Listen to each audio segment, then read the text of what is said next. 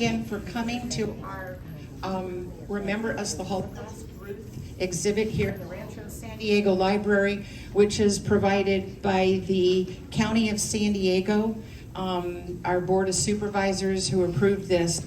And just knowing that you're here and going into the exhibit, listening to Gerald makes a huge, huge difference. See, that's why you have the one on the cord. Yeah. So we're going to do it this way. Gerald Szames is an amazing person as you get to know him. And as I talk with Gerald, what I find is when I ask him that question, the only question that I usually ask is, how far back can you remember? I love the idea of you taking us on a journey from how you were so young and who you are today. So ladies and gentlemen, I present to you Gerald Szames.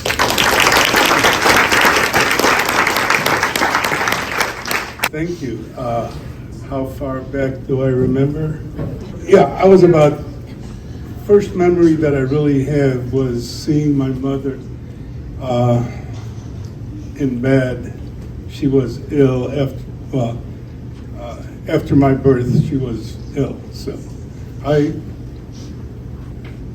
let me get back. I have part of my family here. In case I drop, they'll be able to continue. My daughter, Deborah, her husband, Colin, my brother-in-law, Paul, my daughter, Michelle, and her boyfriend's here someplace. There he is. Okay. Actually, I have a sister in Chicago. She's 15 years younger than me. 15 years younger than me. And she wanted me to mention her name. Her name is Rita. Rita. Redfern. It was Bernstein. And again, I was born named Yankov Leib Szames. I was named after my mother's grandfather. I'll start out, actually, might be interesting. I had an older sister and brother. They were 3 and 4 years older than me. And they were born in their house, but because of my mother's pregnancy with me, she had to go to the hospital. And she says I was over 10 pounds. And at that night, there were 10 kids born. I was the only male. So that's my fame. Okay? But I was born in Lutsk, Poland at that time. Now it's in the Ukraine. The town that I lived in is called Trochenbrod in Yiddish. In Polish, it was called Sofiówka. That town was we were about 2,500 Jews in that town. There were 2 non-Jews. One was the policeman and one was the postman. And I believe the postman married a rabbi's daughter. The town a little bit north to us is another Jewish town, Lizisht. When I came to San Diego, I was introduced to the New Life Club because of a man that lived in Lizisht. Something else that I don't remember, but my mother told me. My older sister was, as I was about 2 years old or 1 year old, she was shorter than me, and she'd carry me by the head around the house. So, like a doll, I guess. At least that's what my mother told me. Again, I was born weeks before Purim, 1937 or 38, probably 38. None of us really know our birthdays. But I'm pretty sure it was 37 because my mother wanted me to be bar mitzvahed when I was 12, and that was 1949. I was bar mitzvahed. My birth date is around March or April, but I settled on April 15th. So that's what my driver's license says. Everything was fine till 1939. And that's when the war broke out and the Russians came into our part of Poland. It was good and bad. The bad part was everything we owned belonged to them, except we could stay in our house and we could live. That was till 1941 is when German armies started to take over this part of Poland. So before the Russians left, they took every able man out of the town. They put him on a train to head to the German front so that they would have a decoy so they could escape. My father was on that train. The only thing I remember about my father was that as he left, he picked me up, he kissed me, and he gave me a sucker. It was a round sucker. It was a Passover candy that's really available right now. It's a raspberry type of candy. And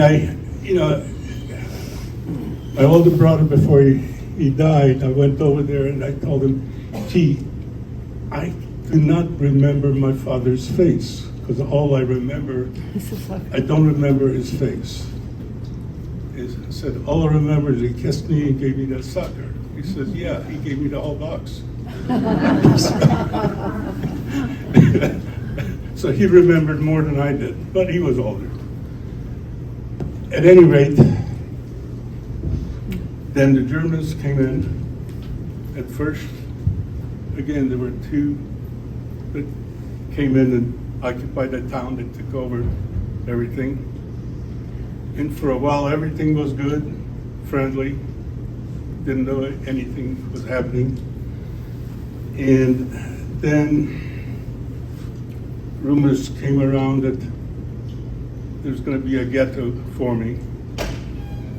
And Mother wanted to get us 3 children out of town, to hide us. So she took us to a Polish house, somebody that she knew, did business with before, and we were going to stay in the house. Well, first thing, she said she would not take my brother. He looked too Jewish. But they would take my sister and I, who were both blonde, and I was cute, I guess. But as my mother was leaving, I started to cry and run after her, and that lady didn't want me there anyhow. I had to go back with Mother. And as part of the preparation, because I guess Mother knew for a while that the ghetto was coming, she had someone build or dig underneath the kitchen a underground, whatever you want to call it, enough for us, and it ran underneath the side. Actually, next door was a rabbi lived there with 6 kids, rabbi and wife. And when we decided to hide, all of us hid underneath there. And then when the ghetto was starting, that woman took my sister to the street of our town and told her to go home because she was scared. She was scared to, in case they found that she's hiding a Jew, they might be killed. So at any rate, my sister, said she ran over bodies and that till she got to the house, knocked on the door and yelled at mother, to open up. Yes, mother heard her and went down into that hole. I really don't know how long we were there, but a while later, someone else knocked on the door. He was a Jew. My mother recognized the voice, said, if anybody's in there, you're gonna have to go out and go to the ghetto. Otherwise, they will come and they're gonna kill everybody and burn the house down. We went out. Mother put some stuff, what she thought we needed, into a sheet. She carried it over one shoulder and she held me in daughter's shoulder. Daughter arm, sorry, I was walking. At that time, I was already about 4 years old. As we got on the road, we're stepping over bodies because on the side, again, that picture down there doesn't really show it. The road was a muddy road. Well, it wasn't, it was mud. When it rained, it was muddy. And on either side of the road is a ravine to hold the water. And then a little, on this side here, this is the road, but on each side was a ravine. And to get to our land, one thing I didn't explain also is on either side of our town was a forest holding me. And then a neighbor was behind, and he decided that he would take me because mother was carrying a whole big load. One thing that was happening along the road was, as those soldiers were along the side with dogs, they'd indiscriminately shoot. Mainly people that were looked too old, could hardly walk, or who carried too much stuff. So he took my hand so my mother could, just carry that stuff. And my brother and sister were with her. After a while, he got shot, and I started to cry, and she took my hand again. Finally, we got to the ghetto. The ghetto, they partitioned off 3 of the houses at the end, and that was the ghetto. Went through the first house, and it was packed. Then we went to the second house. That house, I don't know how that happened, but I know we looked up, and at the little sky thing, a hole in the ceiling, I seen my grandmother, and my mother seen her too, and my mother's youngest sister, who was at that time about 8 or 9 years old, I believe. And my mother said, well, we'll go out there. And she told my mother, no, it's not safe, you go to the next house, which we did, which I don't understand, and I never asked the question of my grandfather, because he was up there too. For the next few days that we were there, she was able to send to us food. How that happened, I don't know. Anyway, when we got into the other house, one thing that my mother knew is during the day it's okay to roam around in that, but you have to hide at night because you would be indiscriminately killed. So that house, my mother knew well because it belonged to a friend of my dad. And she knew that that main bedroom, there was a cellar that was built mainly to make leather. And there were 2 big barrels in there for leather making. In Poland, Jews were not allowed to do a lot of things. And the main thing they couldn't do is make leather, because that's not allowed. So that's why a lot of people were doing it, because they could make money and sell it. So as my mother opened up, the lid, there was a couple already hiding there between the barrels. And they said, well, there's no room for it. The mother insisted, that my sister and my brother hide in there. So, they were trying to close it up, and she's opening it up again. And she says, if you don't let them in there, they're going to find us and kill us all. So finally, they let my sister was able to fit in between the barrels. My brother had to straddle the barrel with lye. Was a problem. And then my mother went into the kitchen down there. There's kitchens down there, I guess, are a little different than here. You had a big oven, and then a pripachik, or the rest of the stoves, wood stoves on top. So she opened up the oven. There was a lady in there already, and we just went in there, mother and I. I'm not sure about the time, how long that was, because in that time, while we were hiding at night in that oven, one thing they took, mother had to go to work detail during the day, and her job was, there was a killing field, there's a big pit, they'd get people there, take their clothes off, kill them. They'd all follow the pit, and my mother's job was to sort out the clothes, although there was a lot of other people, sort out the clothes, because that would be shipped back to Germany. They wanted that. And the one time she came back, she found her mother's underwear. She knew it was her underwear because my mother, since she was 8 years old, took care of the house. Her mother wasn't able to. She did the sewing, the cooking, the baking, and everything else.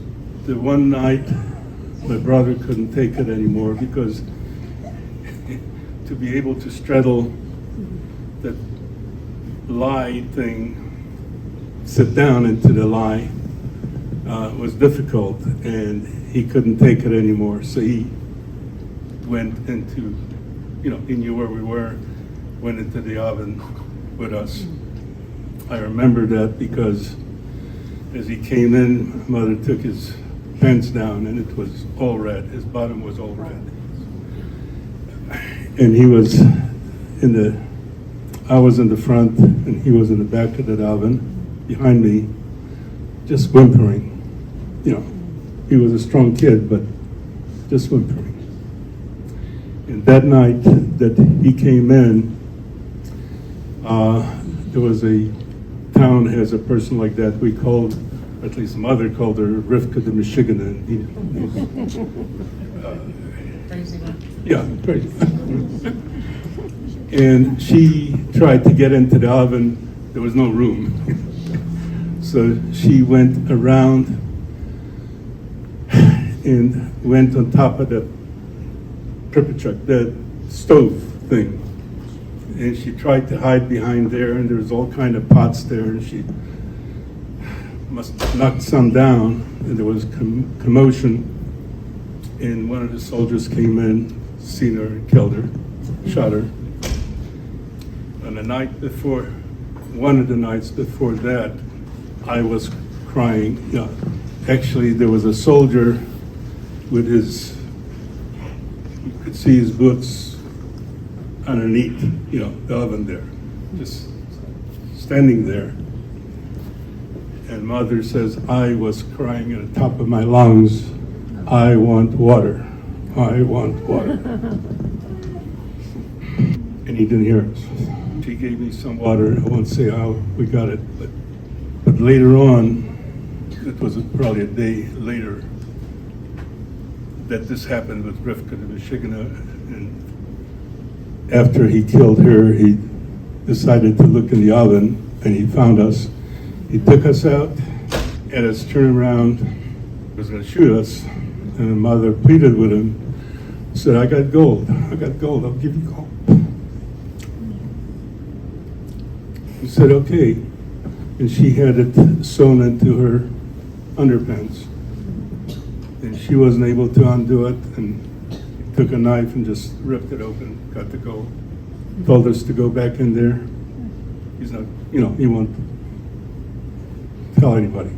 But my mother decided that he's going to tell, if he's not going to do it, he's going to tell somebody else. So she made my brother go back onto that barrel and told that woman, you're going to have to find another place because he's going to come back. Somebody's going to come back to kill you. And she started to look for another place, and it was dirt there. It was just a porch, covered porch. And so she decided she's going to dig a grave for me and covered it up.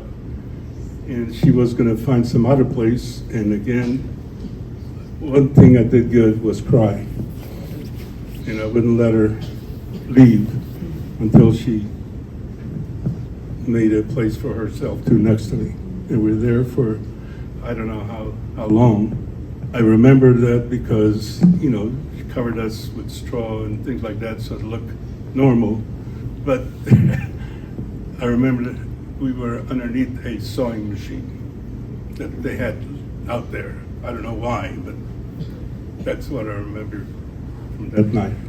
Well, a few days later, there was somebody knocking on the outside down there.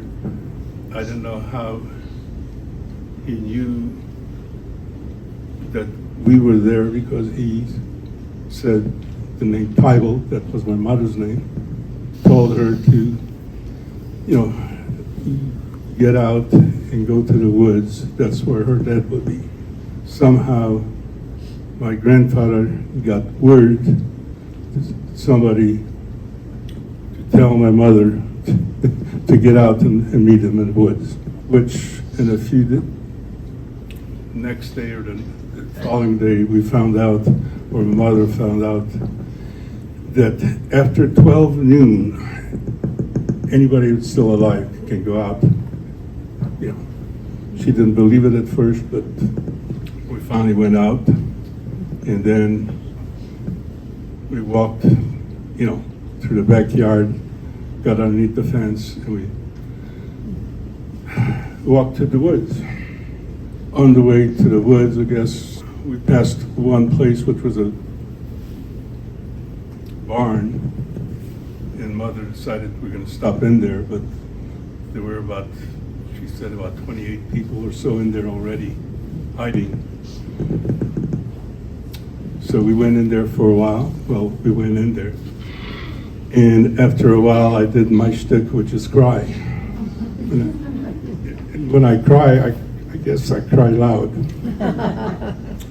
And I don't know why I cried, but I cried. So she was ordered, either we leave, because otherwise, they're scared of their lives. In order to take me out, put me to sleep in front of near a tree, and some good Polish person will find me because I'm so cute and take me in. She tried to put me to sleep, but every time she'd stir, I'd wake up. And after a while, she decided she couldn't do it. Went back in there, got my brother and sister, and we started to go to the woods. It was another problem because on the way, one of the Polish or Ukrainian thugs, young guy, seen us, and he took a branch off of a tree, got that off, and he wanted to kill Mother. And Mother, yelled at us to, run into the woods, But she wouldn't. She wanted to stay on the path. It was a clear path, in the woods because she knew the guy wanted to get her into the woods where he could kill her. I wouldn't let go of Mother. I was pulling on her. One of the farmhouses, a woman seen that. Somehow she recognized, she knew my mother, and she got a hold of that guy and somehow either beat him or that, and we were able to get away. And I remember that because which I don't understand, not too far away in bushes was my grandfather and my uncle hiding, and they had a burlap, one of those potato sacks over their heads so they wouldn't be recognized. And they watched all that and they didn't come to help. I don't understand. But anyhow, we got there and they took us back in the woods. We're heading. So there were 10 of us, 5 kids. I was next to the youngest. I have a cousin in Boston right now that's 6 months younger than me. We're the only 2 alive. Then I had an older brother, 3 years older, and a sister about 4 years older. Then my mother. I had 2 uncles, one Ben Katz, Sam Katz. Sam Katz is Shlomo. My father's name was Shlomo too. So. And my grandfather, and a daughter, my cousin, Rita Katz, Rita Hoffman, but she perished. She died here in the United States. And she was 6 months older than me. And then I don't know if I said, I have another cousin that's 6 months younger than me. And our relationship is the Katzes and the Szameses intermarried a lot. So Sam Katz was married to a Golda, and then my mother's youngest brother, David Katz, was married to a Sarah. My mother was a Katz. Her mother was a Szames. And her mother's father, who I'm named after, was a Szames. All the Szameses, my father's side, so that they were sort of cousins, right? But my father had 5 sisters and a mother, and the rest of the family, they all perished. Well, they got killed. The reason that I'm alive and we're alive is because of my grandfather and my mother. My grandfather knew his way around the whole area, the forest and the towns, and what they've done, not we, because all I did was cry, but what he was able to do is dig a grave big enough for 10 of us, covered it. It'll look like it's a regular, didn't look like anything's underneath there. We only stood in those places for 2 weeks. Every 2 weeks we went to it. Another place. And after a while, we were able to get back. There's enough of them built that we were able to go back. But he wouldn't stay in one place more than 2 weeks. We did it for 2.5 years. Crying didn't stop, because every time we had to move, I cried. And after a while, my grandfather thought it was enough, and he took a belt, but it had to have been a rope, because anything of value would have already been traded for food. And he hung me on a branch off of a tree, grabbed and my uncles grabbed my mother away, crying. She finally broke loose and took me down, or untied me, because he had, his thing was to save us. And my crying was a problem. And we had to leave, it had to be fast. The next time was another problem that what I do is, as they're starting to go, I'd sit back, and at that place, there was a well that they dug.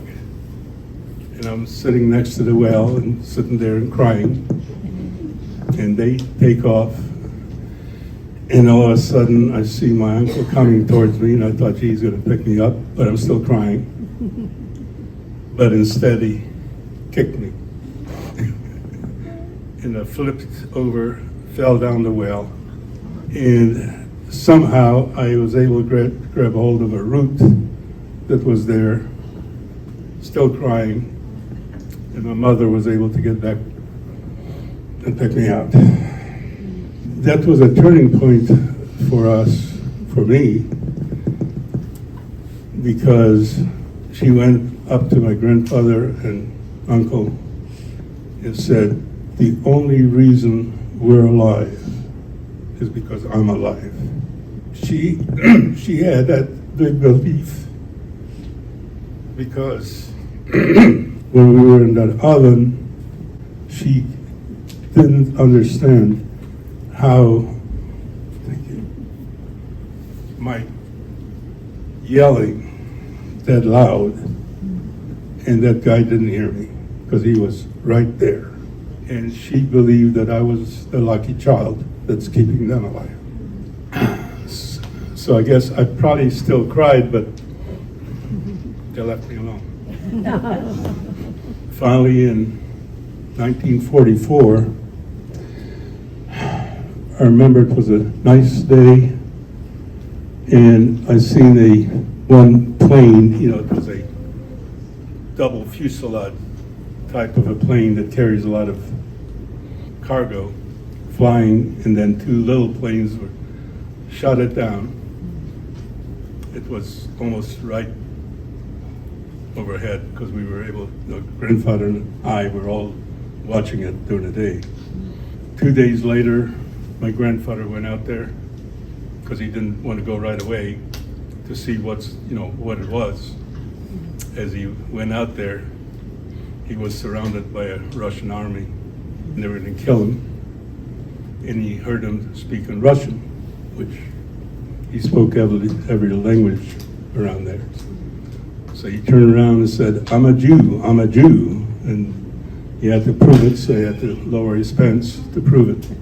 Then he came back to us, happy, yelling, the war's over, which I have to back up before, because not too long after we got to the woods, grandfather came to us. He was out scouting almost every day. He had to know what's going on. He came in crying, killed the whole town, killed everybody in Talcott.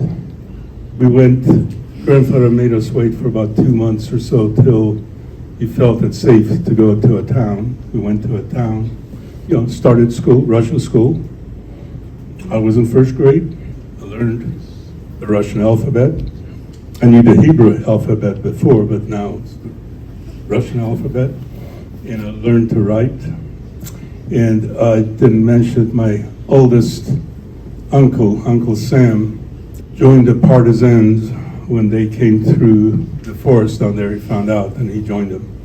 So my mother kept in touch with him by writing, and I don't know how she did it while we were hiding, but she was able to keep in touch with him. She's writing a letter to him that time, and writing a letter, and said, you want to write a letter to Uncle Sam? I said, okay. So just before that, I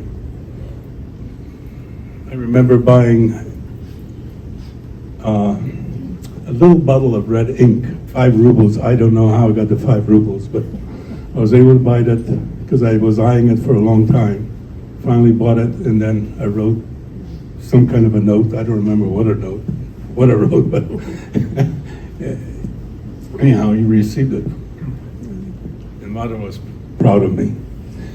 You know, after the war, there's a lot of munitions around, and kids would find it. And this one time we went down there, just before we got there, a kid had a hand grenade, I guess, and it went off on him. And as we're passing that thing, my sister is pointing out to my brother and I that's the parts of him that's on the tree. And, you know, that was happening a lot.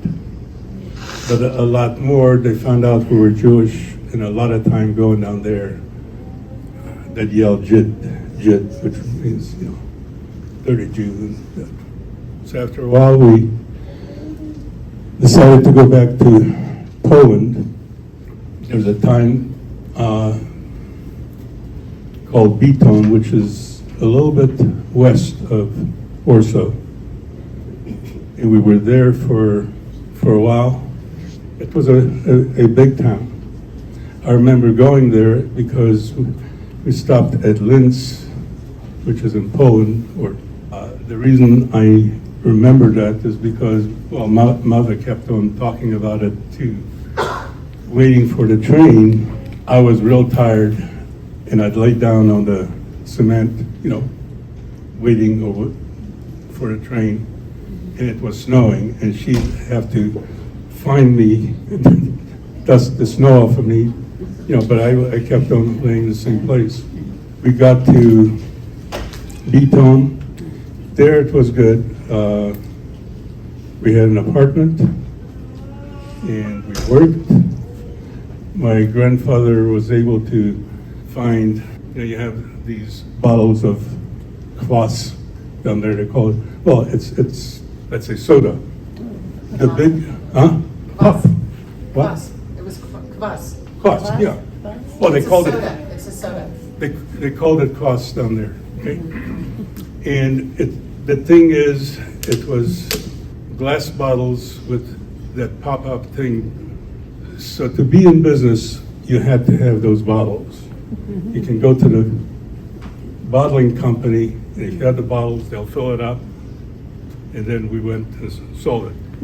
So we were doing that, and my brother and sister were selling it, and my job was to be sure, as you know, they couldn't leave because they have to drink it in front of me, and I need the bottle back.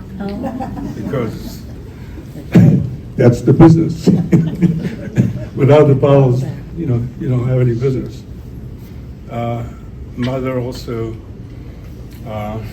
baked little buns, and we'd go to the train station, and as soldiers were coming in, you know, we'd be there, and you know, they'd buy it off of us, or Mother.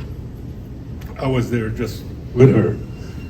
But then a soldier picked up the whole pan, and another one picked me up, and we went inside the station, inside the train. You know, my feet never touched the ground. You know, this guy was carrying me, and guys were buying it, and the other guy had the money, and then we went back out with an empty thing, and he gave me the money, so I gave it to Mom. So, you know, you have to find ways of making money, and my mother found ways, my grandfather found ways. And then, you know, every Jew in Europe before said, next year in Jerusalem. She heard of a kibbutz forming that are taking orphans to Israel. So she signed us up. Also my cousin Rita signed up, was also signed up to go there. But my uncle remarried during that time, so we were in a train station, he came in and took her away. So just my brother, sister, and I continued. The kibbutz was Dror. And we went all over Europe and going from place to place trying to find a way to get to Israel. Each time, we did a lot of moving, and I was, there were only two leaders down there, and one of them I called Tata in Yiddish, which means father. And he'd use me as a mascot because we'd go to different places, and it's here's a son, and we need money for this, or we need this, and that's how we got around. The traveling, each time we traveled, we got different papers, had nothing to do with us, could be male, female, had not, all we were instructed to do is don't talk at all. If officers come around, don't say a word. You don't understand, don't say a word. And all you can do is show them the paper, and they won't look at it anyhow, because the paper had nothing to do with you. It's different papers that somehow they were able to get. My mother, during that time, my brother, my grandfather, my two uncles, and while in Beaton were, got new wives, and they came to Austria, Bindermichel, Austria. Sam was in Bindermichel too, as a DP camp, and there she met my stepfather, Baruch Bernstein. He was a policeman at that, which also my uncle Sam was a policeman, because my mother introduced my Uncle Sam to his wife in Beaton, so Sam introduced Baruch to my mother, and anyhow, they were married, and so my mother wanted to have the family back, and somehow she was able to locate us. She came, and the next day we were supposed to again go to Israel, thinking that's what's going to happen. And that was 1946. The guy said, "No, you can't have him. We're leaving tomorrow. He's going with us." And she said, "Well, if you don't let Yankala, me, go with her," because my older brother and sister didn't want to come. They wanted to go to Israel. I had no idea what's going on. So said, if you don't let me come with her, then she's going to tell the authorities. So I wound up going back with mother. We came to Bindermichel, and I was there again, starting Hebrew school, first grade. First grade's a good place. Anyhow, it was good. My stepfather was good to me. Sometimes too good, because you find out that if he likes you too much, I don't know if that's a thing here, but in Trochenwald and Yiddish it was a quetch. You take somebody, between your thumb and your fingers, and you squeeze it. You come out black and blue, but he thinks he's showing his love. And I tried, after a while, I tried not to be that loving. Because it hurt. It hurt. You're black and blue for a while, and mother was black and blue a lot. So it's and my sisters learned to stay away. And anyway, I got to Bindermichel. From Bindermichel, we were able to get papers to come to the United States, because my grandfather's brother was able to get to the United States after World War I, and they settled in Columbus. They settled in Columbus, Ohio. And I came there, and again, at that time I was told because my mother says I'm born 2 weeks before Purim. So somebody figured out that's March 4th. And anyhow, she told me my name is Jack Bernstein when I go to first grade, because my stepfather's name was Bernstein. I go to first grade. The reason I'm in first grade again is because this teacher could speak German, and I could speak and understand German at that time. So, and she taught first grade, so I'm first grade. I was there for a while. Actually, what happened there is, first day I sit down and you go around the table, what's your name? You know, what's my name? Jack Bernstein. She says, no, it can't be. Little kid, 2 seats down, his name is Jack Bernstein, and he lives a couple of houses away from me. So I had to come back and tell my aunt, who named me Jack Bernstein. She says, okay, your name is Gerald Bernstein. So that's how I got that name. When my brother, that was 1947, we came to Columbus.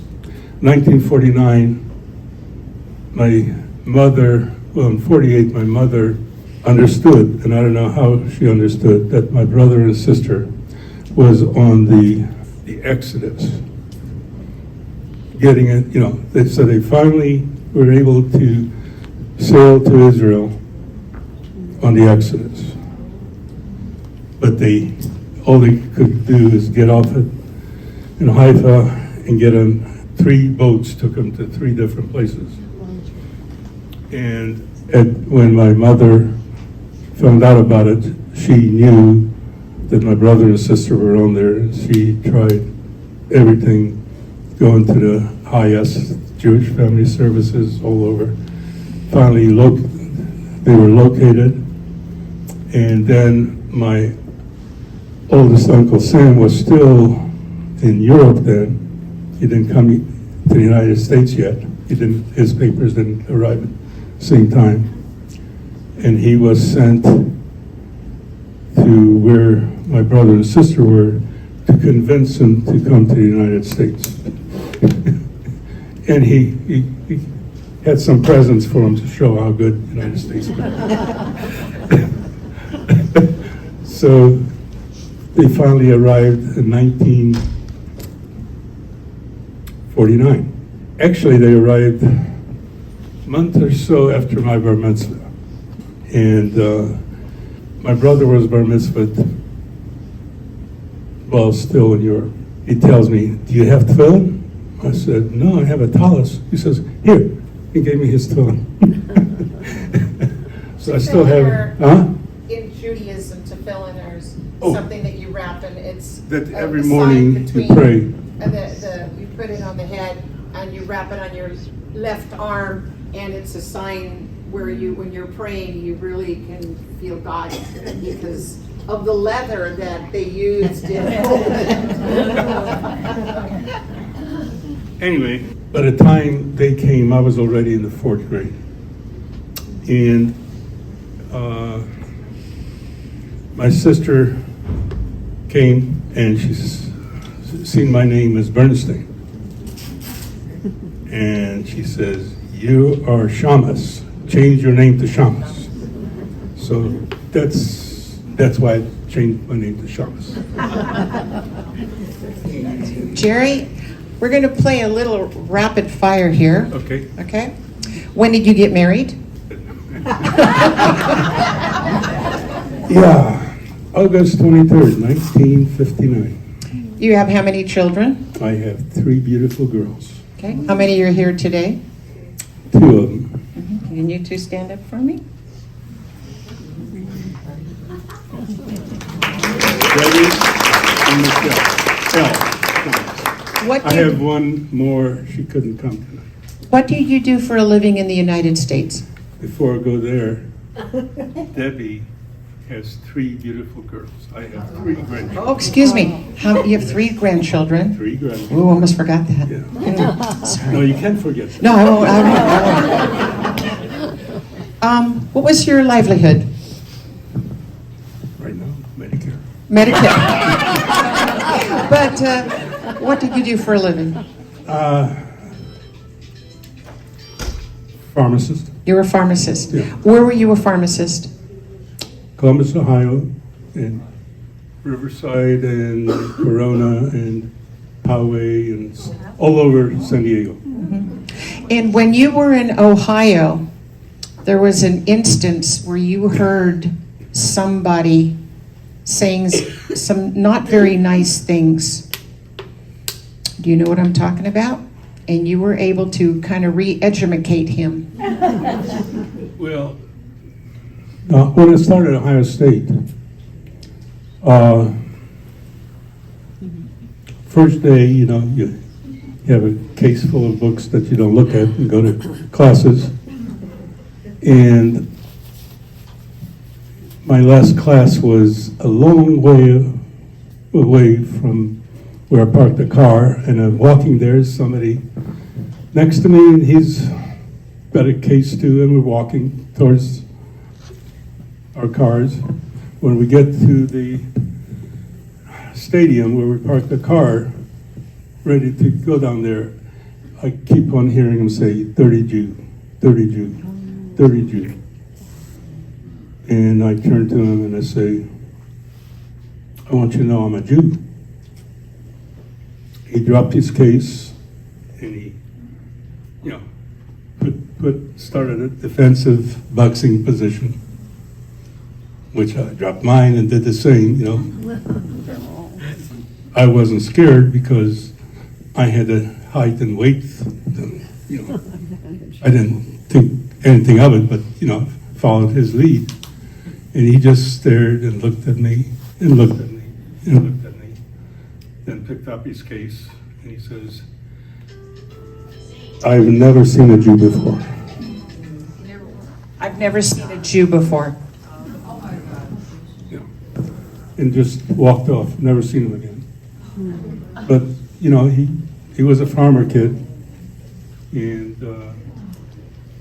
where did he learn that? He learned it from his parents or wherever he was educated until then.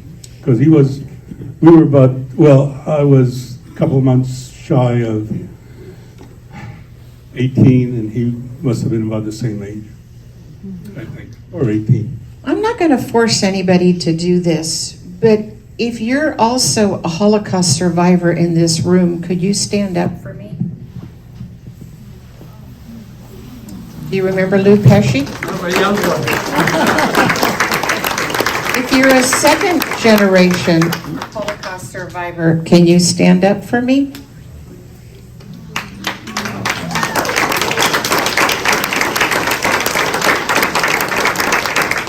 And if you're a third generation, can you wave your hand?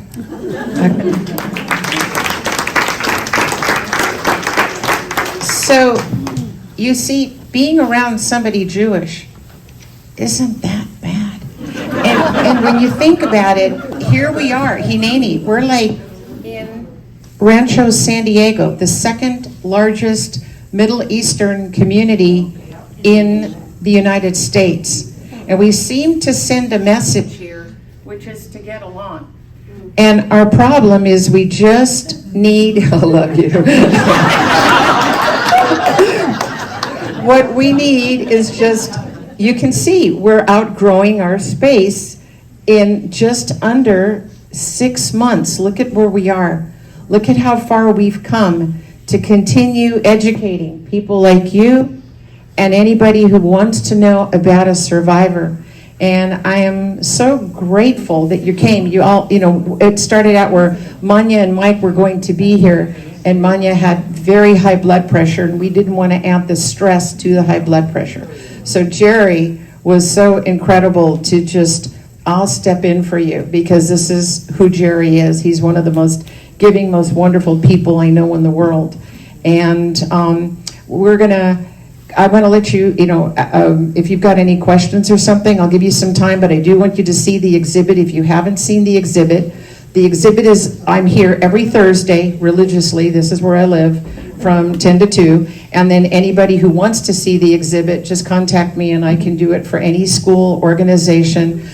Some people I do want to stand out who came a little later, as I mentioned earlier, the Butterfly Project and Jan Landau. Arlene is here from the teaching. Judy Gottschalk is here from the teaching. Our second generation group is Sam Landau. So Sam, raise your hand. This is so impossible without ADL, Rob Hicks. So big shout out. I see a familiar face. Woo-hoo. Jennifer. Oh my God, Jennifer. How many people have read Cradles of the Reich? Oh, there you go. There's Jennifer. And she's the author. Yep, there she is. Hey, girl. All these wonderful surprises. Do you have a question for Jerry? For Gerald? All right. If you do, if there's a question that you have and you remember it, you can write it down on the box, okay? And then put your phone number, on those little cards that we have out there. And then I'll read it, and then put your email, okay? And then I'll get you that answer. In the meantime, I love you. You're the best.